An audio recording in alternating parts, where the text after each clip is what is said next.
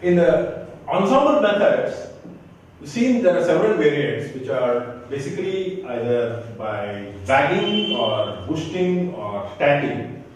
Boosting is one of the most powerful technique in context of ensemble methods. As you all know, ensemble meta algorithms are basically repetitive loops or control loops over basic iterations. Like for example, we see that random forest is a bagging algorithm over decision trees. So similarly, boosting has several variants, some working over decision trees, some working over others. But the idea of boosting is a meta algorithm where we combine several weak classifiers. Let's see one example, and we'll see that all of them are basically following the idea of combining several weak classifiers to get a combined predictor or a classifier, which is better than one single classifier. So let's take the most popular boosting algorithm, namely AdaBoost. It was the earliest boosting algorithm, and there are small variants of all of them, but most of them work on the same principle with minor variation in the way the combination function is used. But let's take AdaBoost as an example. AdaBoost works on the principle that you first run your classifier on the original data and you run it first. Then it is possible that you have done a classification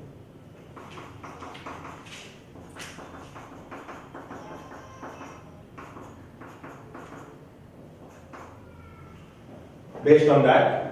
Now what happens is it's never perfect in the first sense, right? There's some accuracy. So there are some misclassified samples at each level. Suppose this is the first classifier, the first iteration you've done on your tree. This is the first classification in form of classification tree you build, and you find that there are some misclassified examples, like say this is a misclassified because it is X in the pluses domain, or this is a misclassified. Similarly, suppose there is another class here, and suppose there is another class. So these are all misclassified samples in the original problem, which have been misclassified by the first iteration of the classifier which you have obtained. What AdaBoost does is it increases the weights of misclassified samples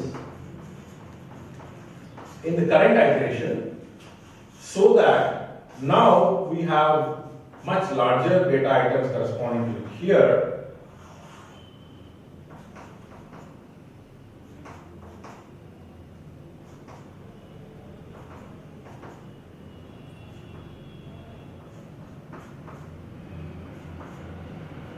And what happens is, now probably you may get a better classifier, which is probably, same data, but now suppose this is able to separate out the earlier misclassified versions better.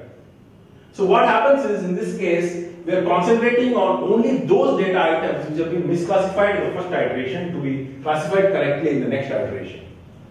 Same way, now we see that there are several misclassified in the next version.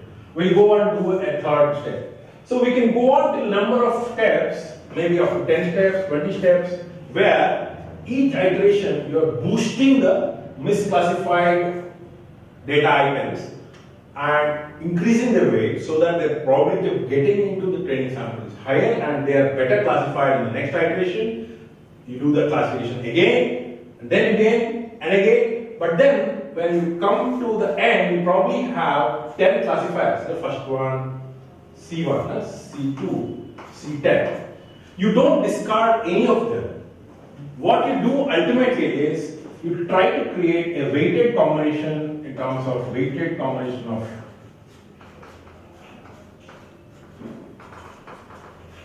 all the 10 and give the resultant classifier, which is basically going to give you the final classifier which you are going to use for any original new data.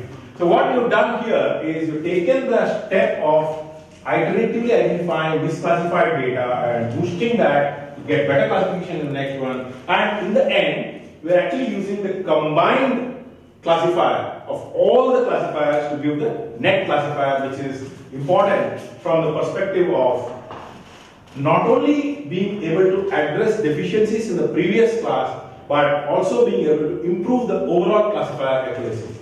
And this weight is determined by how well that particular classifier has performed. So weight is assigned by what is the accuracy which you obtained by that particular classifier. So what you need to understand is, this is the basic principle of any boosting algorithm, where you iteratively improve the classification accuracy of by looking at misclassified samples at each stage, looking at increased weight for them, and then increasing the weight for that, looking at that to be properly classified in the next iteration, and so on. Here you work on the entire input data at any point of time. You don't work on small random samples within the whole data, but you instead work on the entire data. That's why number of iterations is not something like 200 or 200, but something like 10 or 20 or maximum 25, 30. So if you see, boosting based algorithms are higher in accuracy than typical one-shot decision tree or a one-shot support vector machine or some algorithm like that. So boosting variants like data boost. There are other variants which are basically slight variants of the same principle,